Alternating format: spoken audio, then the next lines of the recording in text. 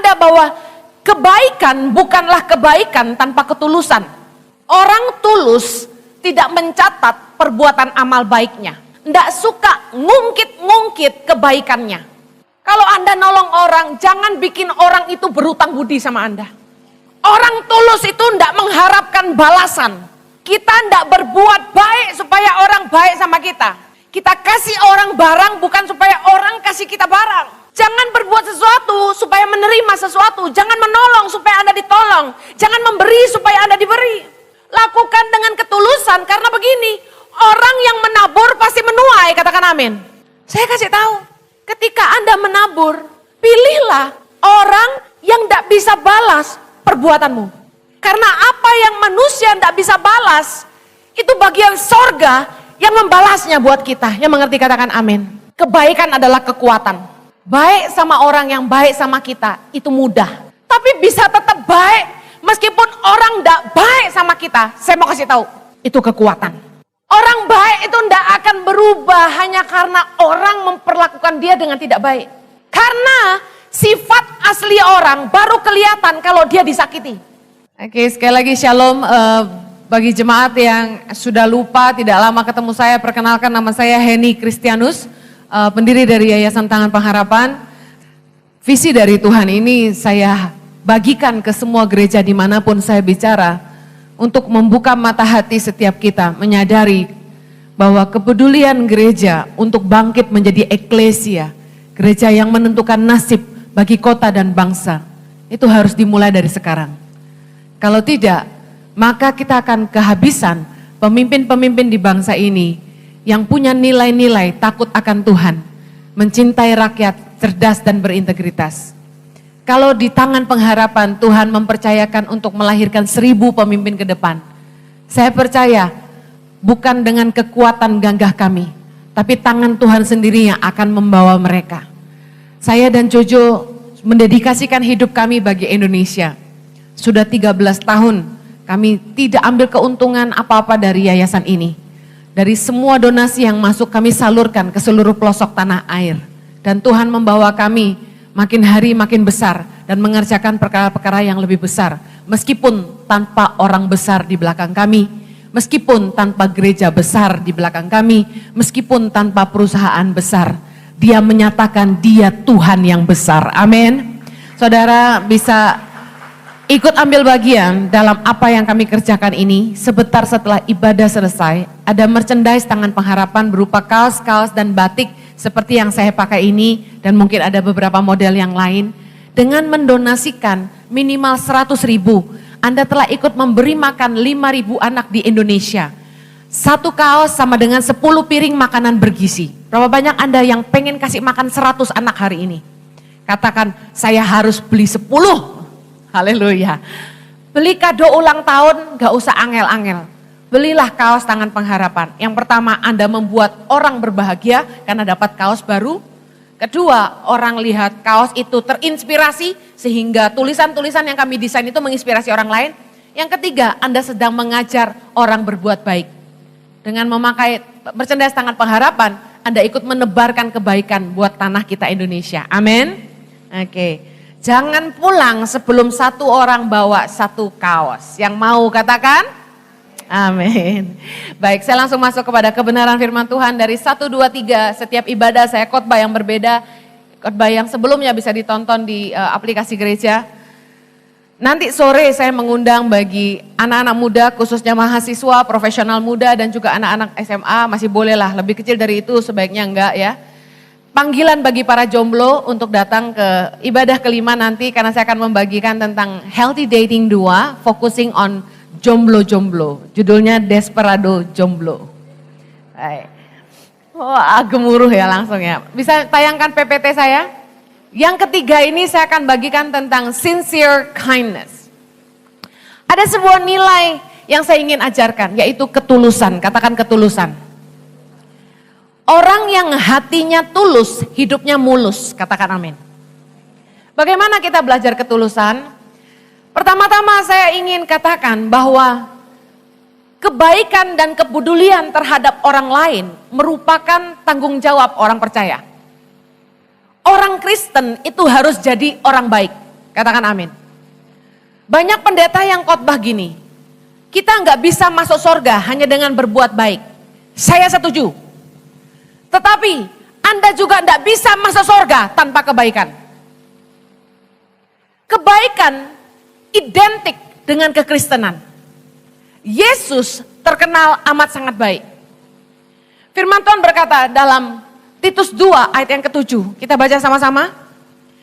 Dan jadikanlah dirimu sendiri suatu teladan dalam berbuat baik. Hendaklah engkau jujur dan bersungguh-sungguh dalam pengajaranmu. Roma 15 ayat yang ke-1. Kita baca. Kita yang kuat wajib menanggung kelemahan orang yang tidak kuat. Dan jangan kita mencari kesenangan kita sendiri. Setiap orang di antara kita harus mencari kesenangan sesama kita demi kebaikannya dan untuk membangunnya. Saudara harus tahu bahwa kita sebagai orang percaya harus jadi teladan dalam berbuat baik.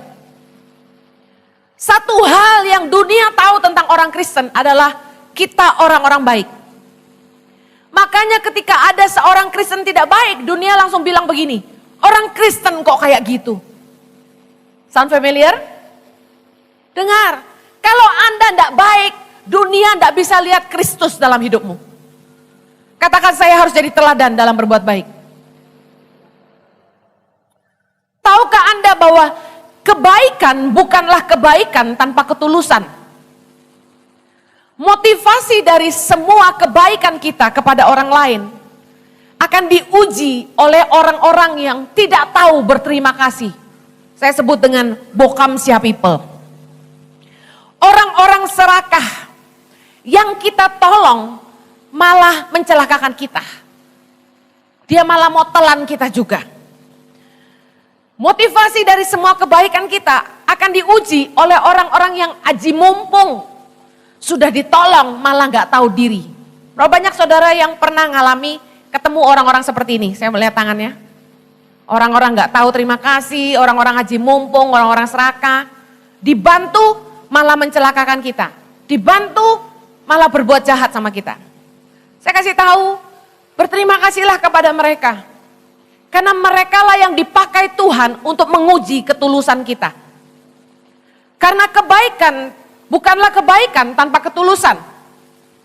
Berbuat baik kepada orang yang baik sama kita, itu bukan kebaikan, itu keharusan. Hal yang wajar, orang baik sama kita, masa kita nggak baik sama mereka. Itu bukan kebaikan, itu sesuatu keharusan. Berbuat baik kepada orang yang bisa membalas perbuatan baik kita, atau kita berbuat baik supaya kita dipuji orang, dapat nama, pujian, itu bukan kebaikan, itu namanya kemunafikan. Kita berbuat baik karena ada maunya. Berbuat baik karena memandang muka bukanlah kebaikan, itu kepentingan. Kita baik sama orang kaya, baik sama bos kita, itu bukan kebaikan, itu kepentingan. Coba kita udah gak perlu sama bos kita, banyak orang yang jadi gak baik lagi. Saya mau bagikan secara cepat 5 hal tentang ketulusan di dalam kebaikan. Yang pertama, sincere people doesn't keep record of his kindness. Orang tulus tidak mencatat perbuatan amal baiknya. Artinya apa? Orang yang tulus itu tidak suka ngungkit-ngungkit kebaikannya. Lukas 6 ayat 35, kita baca sama-sama. Tetapi kamu kasihilah musuhmu dan berbuatlah baik kepada mereka. Dan pinjamkan dengan tidak mengharapkan balasan. Maka upahmu akan besar. Dan kamu akan menjadi anak-anak Allah yang maha tinggi. Sebab ia baik terhadap orang-orang yang tidak tahu berterima kasih dan terhadap orang-orang jahat. Yesus memberi teladan kepada kita bahwa dia Tuhan yang baik kepada orang-orang yang tidak tahu berterima kasih. Dia baik kepada orang-orang jahat. Saudara dengar, waktu kita disakiti sama orang, waktu kita marah sama orang, mudah sekali kita terpancing untuk mengungkit kebaikan-kebaikan yang pernah kita lakukan buat orang itu. Waktu kita disakiti oleh orang yang kita pernah bantu hidupnya, kita serta-merta akan berkata begini, Kamu nggak ingat siapa yang sekolahin kamu dulu? Kamu nggak ingat siapa yang dulu cariin kamu kerjaan? Kamu nggak ingat waktu kamu susah siapa yang tolong? Waktu kita disakiti sama orang yang pernah kita bantu, ketulusan kita diuji. Pada akhirnya banyak dari kita yang tidak bisa terima, kita sakit. Dan ketika kita sakit hati, kita mulai ungkit-ungkit. Istri-istri, kalau udah sakit hati sama suami, jasa-jasa pengorbanan di masa lalu diungkit-ungkit. Kamu tidak tahu, saya sudah jadi istrimu dari sejak kamu susah. Waktu kita cuma bisa makan satu piring nasi berdua, semua diungkit-ungkit. Saya juga pernah. Saya bilang sama Jojo suatu hari. Jadi Jojo itu kalau marah sama saya, paling pantang dia sebut satu kata. Dia sebut bilang begini, kamu itu banyak nuntut. Waduh. Dia sebut kata kamu itu banyak nuntut itu kayak pencet bel, saudara. Bel yang salah. Ngamuk saya. Ngamuknya apa? Dulu aku kawin sama kamu, kamu udah punya apa-apa. Aku dari pakai shiseido turun jadi Haselin Snow. Ngerti Haselin Snow enggak?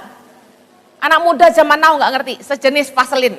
Murah meriah, bikin kulit kering pecah-pecah. Saya ngomong sama suami saya, pengorbanan di masa lalu tak ungkit-ungkit semua. Mama saya itu enggak ngizinin saya nikah sama Jojo. Karena Jojo pendeta. Mama saya bilang, mau makan apa? Dia pendeta. Saya nangis, saudara. Aku tresno ya mama. Mau makan apa? Pada akhirnya orang tua merestui, kami baru nikah. Tapi di malam widodaren, malam terakhir sebelum kawinan besoknya, mama saya ulangi lagi. Cing, panggil saya Cing. Nama saya tuh Lim Ai Ching. Kurang Cina apa coba? Jojo, kamu yakin mau nikah sama dia? Ini widodaren, besok nikah. Dia pendeta loh. Mamahku masih meragukan. Saya masuk kamar mandi nangis, saudara. Di kamar mandi itu saya berjanji kepada Tuhan dan kepada diri sendiri. Bahwasanya kalau suatu hari setelah menikah sama pendeta ini, saya menderita. Saya tidak akan minta-minta sama keluarga. Janji saya. Saya singkirkan semua sisyedo saya. Saya turunkan standar hidup saya. Hup. Saya siap menderita. Gitu bos. Perempuan zaman sekarang ora gelem diajak soro. Kene terbukti. Cintaku ora palsu. Haleluya. Tapi masalahnya begitu marah diungkit-ungkit. Kamu udah inget, aku udah punya apa-apa. Kawin sama kamu. Perutku hamil besar. Masih bantu kamu kerja. Waduh, semua diungkit-ungkit. Dengar. Belajar tuluslah dalam kebaikan. Ketulusan kita diuji justru ketika kita disakiti sama orang yang pernah kita tolong. Jangan ungkit-ungkit. Orang baik tuh tidak mencatat perbuatan baiknya. Tidak meneriakkan kebaikannya. Karena kebaikan itu gaya hidup buat dia. Saking udah terbiasa berbuat baik, lali kapan nolong orang. Suamiku tancungi jempol, orang paling tulus yang pernah aku kenal. Banggain bojo terus ya. Tapi tadi ibadah kedua sudah habis dia soalnya ya. Saudara, saya belajar dari Jojo tuh satu hal gini. Dia tuh nolong orang ya ndak ingat-ingat gitu. Satu hari ada seorang anak muda sekolah di Sydney, Australia. Papa mamanya susah, krisis ekonomi, ndak bisa kirim uang buat dia. Untuk makan saja susah, sampai ndak punya uang dia. Suamiku ngerti anak muda ini ndak punya duit. Dia kan pimpinan youth. Dikasih uang $50. Padahal kami itu hamba Tuhan full time. Maaf kata, $50 itu besar buat kami, uang makan seminggu. Saya Jojo kasihkan ke anak muda ini. Bertahun-tahun kemudian kami sudah pulang ke Indonesia, punya anak. Ada seorang fashion designer telepon kami. Ko Jojo, saya mau undang Ko Jojo makan. Saya dapat nomor Ko Jojo dari teman-teman. Kami makan di Plaza Indonesia. Makan pizza. Tengah-tengah makan pizza, mari makan. Hek. Pendeta jaim ya. Begitu dia bilang, Ko, saya ini pasti Koko ndak inget. Arek kita ndak kenal. Saya ini anak muda yang Koko pernah kasih uang $50 ndak bisa makan. Jojo lagi makan pizza. Lihat dari bawah ke atas. Bawah atas. Arek wis gede. Rada lemu. Rada botak. Jangan nonton film ini dia. Dia bilang, saya sekarang jadi fashion designer kok. Cukup terkemuka. Baju-baju bikinan dia dipakai sama Miss Universe di Indonesia. Keren gak? Saya adalah anak yang pernah Koko tolong. Bojoku lali. Wis lihat dari bawah sampai atas. Kapan ya? Kapan ya saya ngasih kamu $50? Lupa saya. Sorry, mukanya enggak familiar. Pasti dulu kamu kurus sekali karena kurang makan ya. Enggak ngenali belas saudara. Orang yang tulus itu nabur benih, tak diiling-iling. Ngerti maksud saya? Zaman sekarang nyari orang tulus susah. Orang kalau baik tak ngungkit-ngungkit jarang. Saya loh nolong anak Indonesia. Ada orang kaya di Surabaya, istri konglomerat. Dia punya yayasan. Istri orang kaya di kota itu ada di situ. Jadi bukan duit dia sendiri, uangnya banyak orang. Mereka bilang gini sama saya, kalau yayasan Ibu Heni, Tangan Pengharapan itu kebanyakan proyek kurang duit.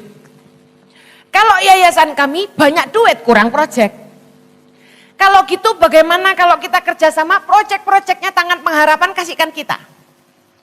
Tapi ini akan jadi proyeknya yayasan kita bukan Tangan Pengharapan. Mau diambil gitu. Saya bilang siap. Saya enggak pusing namanya siapa.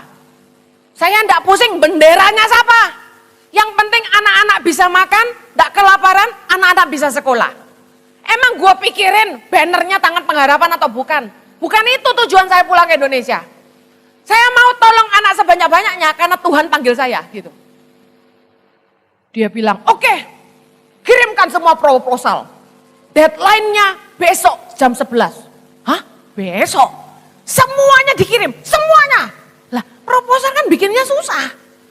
Kita suruh bikin semua, dia nggak mikir. 70 center kita di Indonesia, 5.000 anak. Dia kuat seberapa? Tak suruh stafku, bikinin, kita begadang. Bikin email.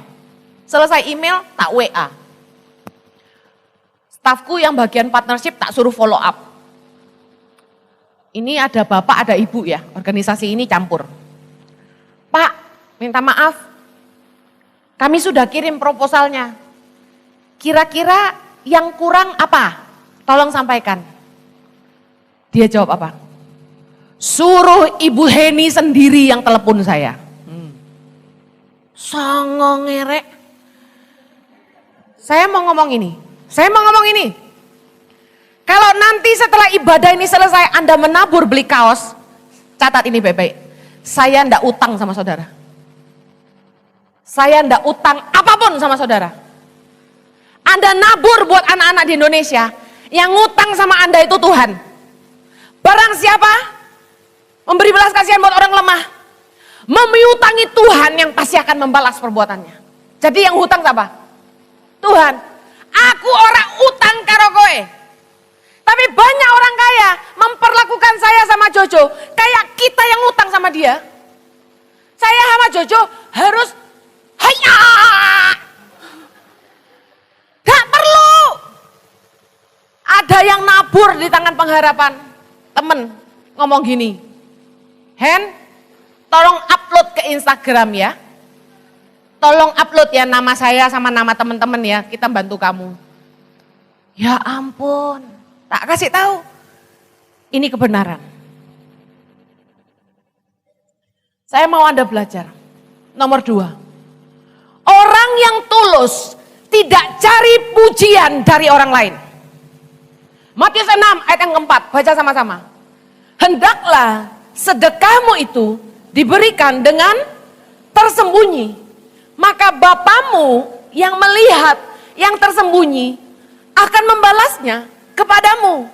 Berarti yang dibalas sama Bapa itu yang mana? Yang tersembunyi.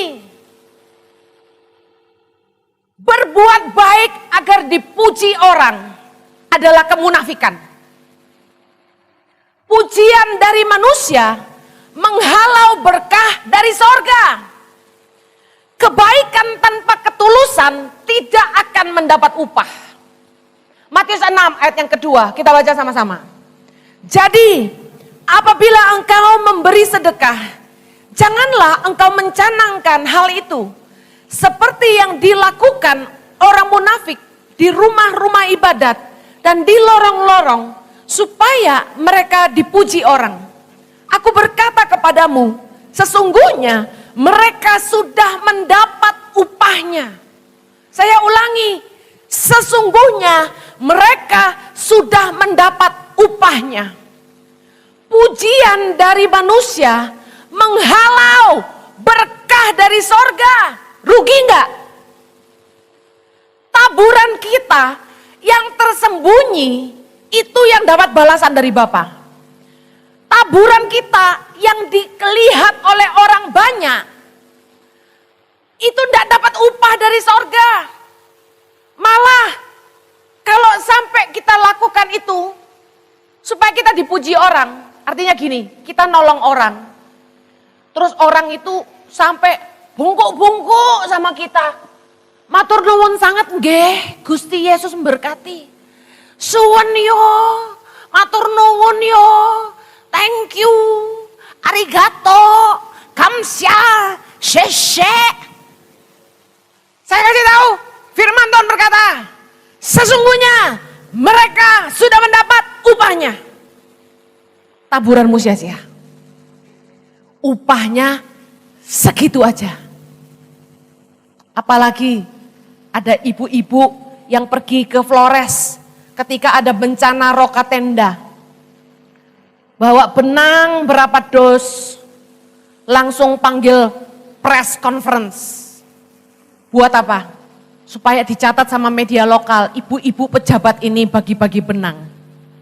Kami datang bawa sak truk nggak ngomong-ngomong. Saya kasih tahu, pujian dari manusia, upahnya cuma segitu aja. Tapi kalau pujian dari Tuhan, upahnya tidak terukur limpahnya. Jangan ngejar pujian dari manusia yang membuat berkah dari sorga untuk kita hilang. Kalau orang sampai merasa hutang budi sama kita, orang sampai berterima kasih nemen, sampai muji-muji kita, kata firman Tuhan, upah kita segitu aja. Anak muda dengar, sebentar nanti Natalan, jangan kalau berbuat baik, pergi bikin bakso, bagi-bagi sembako, fotomu lebih banyak daripada taburanmu. Jangan sampai posting di sosial media, cuma supaya orang lihat, aku berbuat baik. Yayasan Tangan Pengharapan harus posting semua program, bukan supaya saya pamer-pamer kebaikan, tapi itu sebagai pertanggungjawaban atas taburan orang. Supaya orang tahu uangnya kemana.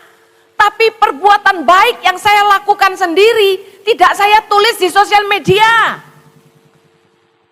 Anda harus mengejar, berbuat baik, menabur tanpa orang tahu. Kalau tangan kanan memberi, tangan kiri nggak usah tahu. Kebaikan tanpa ketulusan tidak akan mendapat upah.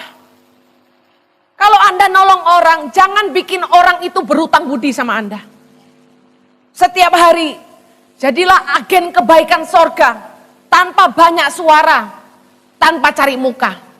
Lakukan karena Anda peduli sama orang. Dan Anda tahu sebagai orang percaya, saya harus jadi teladan dalam berbuat baik. Yang mengerti katakan amin. Yang ketiga, orang tulus itu tidak mengharapkan balasan. Kita tidak berbuat baik supaya orang baik sama kita. Kita kasih orang barang bukan supaya orang kasih kita barang. Matius 6 ayat 34, baca sama-sama. Dan jikalau kamu meminjamkan sesuatu kepada orang, karena kamu berharap akan menerima sesuatu daripadanya, apakah jasamu? Orang-orang berdosa pun meminjamkan kepada orang-orang berdosa, supaya mereka menerima kembali sama banyak. Kalau Anda sayang sama mertua, Anda masakin mertuamu babi ricah. Lalu mertuamu juga sayang, dia masakin Anda babi kecap. Saya kasih tahu, itu bukan kebaikan. Itu keharusan. Masa mertua baik Anda tidak baik? Masa menantu baik Anda tidak baik? Itu keharusan. Tapi ketika kita memberikan kepada seseorang sesuatu, jangan punya motivasi, utang lo ya. No, lakukan karena Anda tulus. Jangan berbuat sesuatu supaya menerima sesuatu. Jangan menolong supaya Anda ditolong. Jangan memberi supaya Anda diberi. Lakukan dengan ketulusan karena begini, orang yang menabur pasti menuai, katakan amin. Apa yang manusia balas, itu nggak seberapa. Tapi apa yang manusia nggak bisa balas buat kita, saya mau kasih tahu. Itu bagian sorga yang membalasnya buat kita. Rajin-rajinlah menabur, memberi kepada orang yang nggak bisa balas kebaikanmu. Kalau Anda memberi kepada orang kaya, kata firman Tuhan, itu merugikan diri saja. Memberi hadiah kepada orang kaya, merugikan diri saja, kata Amsal. Artinya apa? Jangan buang garam di lautan. Orang punya banyak, Anda kasih dia belum tentu pakai. Dibuka pun enggak. Paling dia bilang sama pembantunya, tuh bukaan, dikasih apa tuh? Aku enggak perlu, kamu ambilin. Saya kasih tahu, ketika Anda menabur, pilihlah orang yang enggak bisa balas perbuatanmu. Karena apa yang manusia enggak bisa balas, itu bagian sorga yang membalasnya buat kita. Yang mengerti katakan amin. Jangan memberi tumpangan supaya suatu hari kalau keluar negeri punya tumpangan. Banyak orang punya teman-teman tinggal di Bali, tinggal di Australia, Amerika, Singapura. Kalau datang ke Indonesia, berlomba-lomba membuka pintunya. Kenapa? Supaya kalau kita main ke Singapura ada rumah. Firman Tuhan berkata, Roma 12 ayat 13, bantulah dalam kekurangan orang-orang kudus dan usahakanlah dirimu untuk selalu memberikan tumpangan. Tahukah Anda soal tumpangan yang merupakan sebuah perintah dari Tuhan. Yang pertama, usahakanlah, artinya gak bisa pun harus diusahakan. Yang kedua, selalu memberi tumpangan. Artinya Tuhan itu mau kita belajar membuka rumah kita untuk orang lain. Saya sama Jojo dari dulu punya rumah, selalu suka ngasih tumpangan ke orang. Kami selalu punya kamar tamu. Gak punya kamar tamu pun kami usahakan anak-anak tidur sama kami. Kami tidur tumpuk-tumpuk satu kamar. Di rumah kami hari ini, rumah yang kami cicil dengan uang sendiri, itu jadi kantornya Yayasan Tangan Pengharapan. Lantai 1 itu kantor, lantai 2 itu kantor, lantai 3 staf tidur di lantai 3, jadi mesnya staf. Padahal itu kamar anak saya, kamar pembantu dan sebagainya, kamar tamu satu. Sekarang dipakai sama staf semua. Kami sekeluarga tidur di mana? Kami berlima tidur di ruangan yang harusnya menjadi walk-in wardrobe saya. Walk-in wardrobe adalah kamar kecil yang untuk taruh lemari-lemari baju. Ngerti ya? Kamar saya jadi kantor saya. Kantor plus meja meeting. Meja meeting ini fungsinya banyak. Anak-anak makan di situ, anak-anak bikin PR di situ, saya meeting di situ. Tamu datang, duduk di situ. Tidak ada ruangan lain lagi, saking penuhnya. Ruangan pakaian saya jadi kamar kami berlima hari ini. Tiap malam kami mesra tidur berlima. Rumah kami pakai untuk pelayanan. Tidak banyak orang mau buka pintu rumahnya untuk orang lain. Tapi Anda tahu, Tuhan tuh tidak pernah berhutang. Hari ini Tuhan berkati kami setelah 13 tahun menabur buat Tangan Pengharapan. Kami sedang cicil rumah kecil aja untuk kami berlima.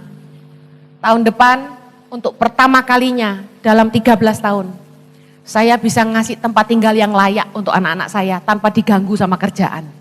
Segala kemuliaan bagi Tuhan. Amin. Tuhan itu baik. Asalkan gini, kita melakukannya bukan supaya kita terima balasan dari orang lain. Saya sama Jojo enggak pernah minta-minta numpang di rumah orang yang kami bantu, enggak pernah. Yang keempat, orang tulus menolong semua orang tanpa memandang muka. Artinya apa? Orang tulus itu baik sama semua orang tanpa melihat status ekonomi. Dia siapa, pangkatnya apa. Jangan baik sama orang kaya saja. Jangan baik sama orang-orang yang bisa membawa proyek buat kita. Mendatangkan keuntungan buat kita. Kalau baik itu baik sama semua orang. Satu hal lagi yang saya belajar dari suami saya. Jojo tuh dari sejak muda. Dia itu punya hubungan yang baik. Dengan yang lebih muda. Dengan yang seumuran. Dan orang yang lebih tua. Di semua kalangan Jojo itu punya hubungan yang baik. Gak punya musuh. Mungkin ada yang gak suka, kita gak tahu. Tapi semua orang baik sama dia. Dan dia baik sama semua orang. Yang sama yang kaya dia baik. Sama yang miskin dia baik. Orang yang tulus itu baik sama semua orang tanpa memandang muka. Kalau kita baik sama orang karena memandang muka, dia kaya, dia punya jabatan, itu namanya bukan kebaikan, itu kepentingan. Orang tulus tidak memandang muka, orang bulus selalu mencari muka. Yesus berkata dalam Matius 25 ayat 40, dan raja itu akan menjawab mereka, aku berkata kepadamu, sesungguhnya segala sesuatu yang kamu lakukan untuk salah seorang dari saudaraku yang paling hina ini, kamu telah melakukannya untuk aku. Kenapa Yesus pakai kata-kata ini? Salah seorang saudaraku yang paling hina. Kenapa Yesus pakai itu? Karena tidak sulit bagi kita untuk baik sama orang yang punya uang. Tidak sulit bagi kita untuk baik sama orang yang punya jabatan. Apalagi atasan. Kalau ada Pak Jokowi masuk ke ruangan ini, tanpa aba-aba 1, 2, 3, Anda pasti bangkit berdiri semua, betul nggak? Kita langsung hormat tanpa perlu diperintah. Tuhan kasih perumpamaan ini supaya kita belajar baik kepada orang-orang yang menurut kita paling nggak pantas dikasihi. Bisakah Anda menunjukkan kasihmu kepada orang-orang yang nggak masuk dalam perhitunganmu? Saya dapat pewahyuan dari Tuhan, Galatia 6, 9, 10 menjadi dasar pelayanan Tangan Pengharapan. Di mana saya harus menolong semua orang. Terutama saudara-saudara kita seiman. Makanya paling banyak daerah seiman yang dibantu, tapi saya nolong semua orang apapun agamanya, saya tidak pandang. Karena saya tahu Tuhan cinta semua orang. Sebagai orang Kristen, jangan cuma baik sama orang Kristen. Anda adalah terang bagi dunia ini. Anda harus bisa baik sama semua orang. Jangan cuma baik sama tetanggamu yang Kristen. Anda harus baik sama semua orang. Di lingkungan tempat tinggal kami, setiap kali lebaran, depan, belakang, kanan, kiri, kami kasih parcel. Setiap tahun enggak pernah enggak. Dan luar biasanya, tiap kali Natalan, kami ngasih satu, Natalan kami dapat 4. Tuhan baik. Jangan milih-milih. Anda enggak bisa bilang, dia, kalau di Jakarta tuh bahasanya kasar ya, tiko, huana, ingniren. Saya enggak pernah mandang gitu. Saya mandang semua orang itu sama. Saya ini lahir di keturunan Tionghoa, asli dari pohon. Gak campuran. Kakek nenek saya itu datang dari China sana, naik perahu mendarat di Indonesia, bayangkan. Nama saya saja di KTP sampai hari ini masih Lim Ai Ching. Boleh periksa setelah ini. Kurang Chinese apa? Tapi Tuhan membuat wajah saya enggak kayak orang Tionghoa. Saya lihat wajah-wajah Anda mulai meragukan saya. Pasti Anda berpikir saya ini keturunan Batak atau Manado, logatnya Jawa, betul? Tapi saya kasih tahu, Tuhan itu yang menciptakan keberagaman di bangsa kita. Anda harus bisa saling menghargai. Hitam, putih, kuning, coklat, keriting, lurus, ombak, apalah, pasir, apalah. Harus bisa cinta semua. Mereka tidak bisa mengubah dari mana mereka berasal. Kalau bisa memilih, siapa yang mau lahir di pedalaman Papua? Siapa yang mau? Kalau bisa milih, kita tidak mau. Kalau bisa milih, siapa yang mau lahir di keluarga yang miskin? Kalau bisa milih, siapa yang mau lahir dari orang tua yang bercerai? Tapi dengan sombong beberapa orang berkata, lihat pohon buah itu dari pohonnya. Lihat bibit bebek bobot. Bayangkan kalau waktu itu mertua saya tidak menyetujui saya sama Jojo. Cuma gara-gara melihat orang tua saya bercerai. Hari ini mereka menyesal. Punya mantu sayang mertua. Bisa ngasih cucu 3. Dan membuat mereka bangga jalan sama saya kemana-mana. Haleluya. Kok udah tepuk tangan toh? Mertuaku lo, sing lanang, kemarin ikut saya ke mall. Pak, temani Pak, ikut makan sama-sama, ada tamu dari Singapura. Jadi anak muda dari Singapura pengen kenalan sama saya. Saya ajak papa mertua sama Jojo nemeni makan malam, soalnya dia cowok, orang 4. Begitu sampai di lobi, anak muda dari Singapura ini mau pisah. Pastor Henny, can I take a picture with you? Bisa nggak foto dulu? Saya bilang boleh. Papa mertua ikut foto. Yang megangin kamera staf saya. Wow, papa mertua bangga. Foto. Gak lama setelah itu, mobil di belakang macet. Supirnya turun. Permisi, ngomong sama mertua saya. Bisa tolong foto? Saya mau foto sama Ibu Henny. Mertua saya kaget. Kaget papa. Kirain siapa sampai supirnya turun dari mobil cuma mau foto sama kamu. Kok bisa gitu ya, katanya gitu. Dia nggak tahu mantunya lumayan ngetop lah ya, haleluya. Saya ini bercanda loh, biar saudara nggak ngantuk wajah-wajah mutung siang hari mau makan. Saya selesai, poin kelima. Intinya dengar baik, jangan mandang muka, baiklah sama semua orang, amin. You never know what they can be. Anda tidak pernah tahu mereka bisa jadi apa. Anak kampung kayak saya bisa dipakai Tuhan, Anda juga bisa. Lihat wajah-wajah kampungan di sebelah kanan kirimu dan katakan itu, kamu kampungan bisa dipakai Tuhan, luar biasa, haleluya. Yang terakhir, soalnya jam ngantuk loh, bahaya ini. Sincere people stay kind, though others are not kind. Orang baik itu tetap baik meskipun orang tidak baik sama dia.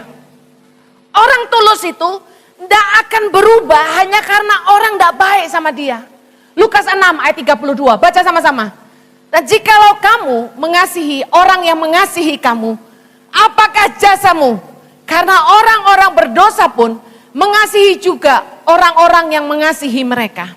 Sebab jikalau kamu berbuat baik kepada orang yang berbuat baik kepada kamu, apakah jasamu? Orang-orang berdosa pun berbuat demikian. Orang yang tulus itu, dia mengasihi semua orang. Dia tulus, dia baik. Meskipun orang tidak baik sama dia, dia tetap baik. Hanya karena orang lain tidak baik sama dia, tidak membuat dia berhenti jadi orang baik. Dengar, kebaikan adalah kekuatan. Baik sama orang yang baik sama kita, itu mudah, katakan amin. Tapi bisa tetap baik, meskipun orang tidak baik sama kita, saya mau kasih tahu, itu kekuatan.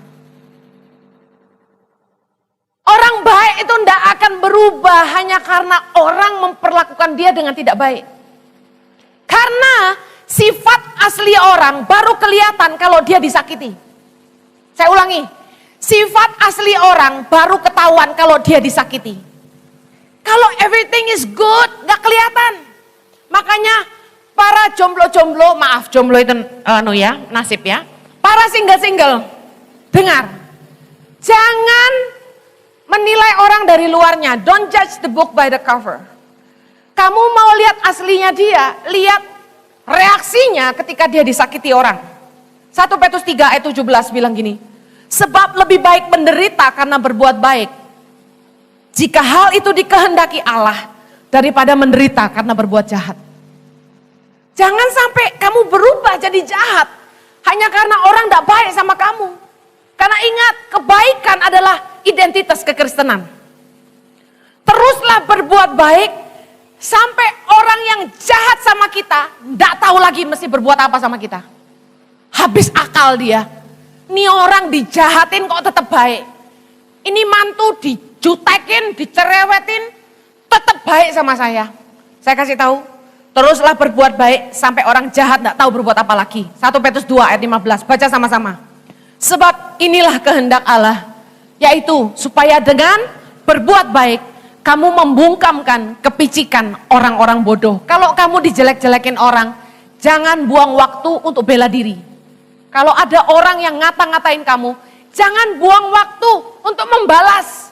Jangan pernah membalas kejahatan dengan kejahatan. Firman Tuhan berkata, lakukanlah yang baik bagi semua orang. Saya kasih tahu, kalau kamu terus berbuat baik, kamu sedang menggunakan senjata Allah untuk membungkam mulut-mulut mereka. Yang mengerti katakan amin. Kebaikan bukanlah kebodohan. Jangan pernah berhenti menebar kebaikan hanya karena kamu pernah tidak dihargai, dikecewakan dan dimanfaatkan. Saya mau kasih tahu, ayat ini bukan dengan kebetulan ditulis oleh Rasul Paulus bagi jemaat di Galatia. Janganlah kita jemu-jemu berbuat baik. Karena apabila sudah datang waktunya, kita akan menuai jika kita tidak menjadi lemah. Rasul Paulus tahu bahwa kita lelah jadi orang baik, kadang-kadang capek jadi orang baik, ditipu orang, dimanfaatkan orang. Tapi saya kasih tahu, kalau kamu dimanfaatkan orang, tepuk dadamu dan bilang gini, memang saya orang yang bermanfaat, karena hanya orang yang bermanfaat yang bisa dimanfaatkan orang. Amin. Hanya orang yang berguna yang bisa dimanfaatkan orang lain. Saya tutup dengan Yohanes 5 ayat 29. Kalau kita tidak pernah lelah berbuat baik, apa yang kita tuai? Mari kita baca sama-sama. Dan mereka yang telah berbuat baik akan keluar dan bangkit untuk hidup yang kekal. Tetapi mereka yang telah berbuat jahat akan bangkit untuk dihukum. Katakan kanan kirimu, jangan pernah lelah berbuat baik. Kamu akan menuai. Kamu akan menuai. Yang mau menuai katakan amin.